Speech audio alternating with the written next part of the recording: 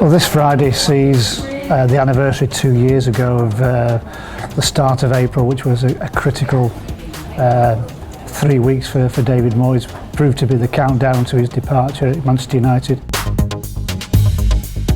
And we're back where we were with Louis van Gaal now, facing a very critical April.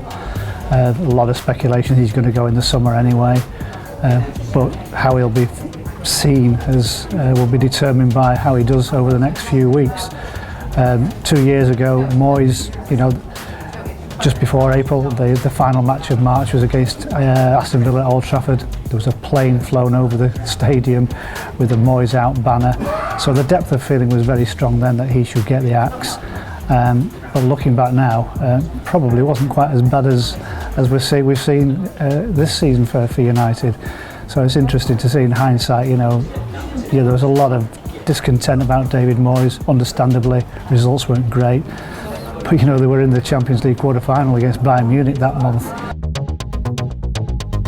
Now Van Gaal has got no Europe, been knocked out of Champions League, out of the Europa League. He goes into this critical period on the back of a good derby win against City. That's strengthened feeling of confidence at Old Trafford. But we need to see it sustained now over the next few weeks. We've got the FA Cup replay against West Ham coming up at Upton Park. That's going to be critical. If he loses that, then there's no silverware.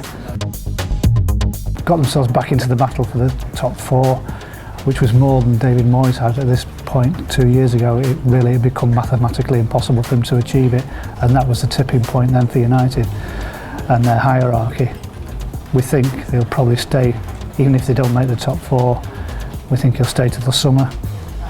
Let's see what happens after that.